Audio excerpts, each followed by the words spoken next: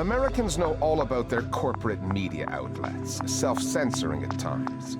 But journalists there are unaccustomed to censorship imposed from above by the government. It is nothing new to Iranians where such restrictions are a fact of life. And whenever Israel finds itself at war, usually by starting one, journalists have to deal with military censors, telling them what they can or cannot report.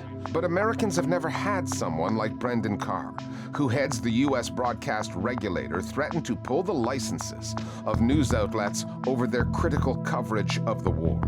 At no time have they had a secretary of war, let alone one who rants the way Pete Hegseth has, instructing journalists on the kind of spin America's latest war effort requires. For example, a banner or a headline, Mideast war intensifies. What should the banner read instead? How about Iran increasingly desperate?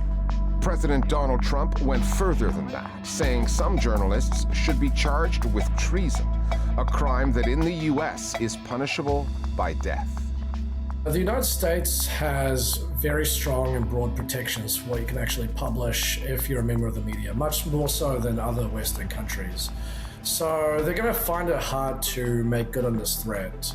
But at the same time, just the fact that they're able to make this threat can have the intimidatory effect that they're looking for and lead media outlets to self-censor. The U.S. government expects to be served by a mobilized media to advance the interests of the state rather than any considerations for professional journalistic standards. Although for the Gaza genocide, much of the corporate media in the United States willingly forfeited its professional responsibilities.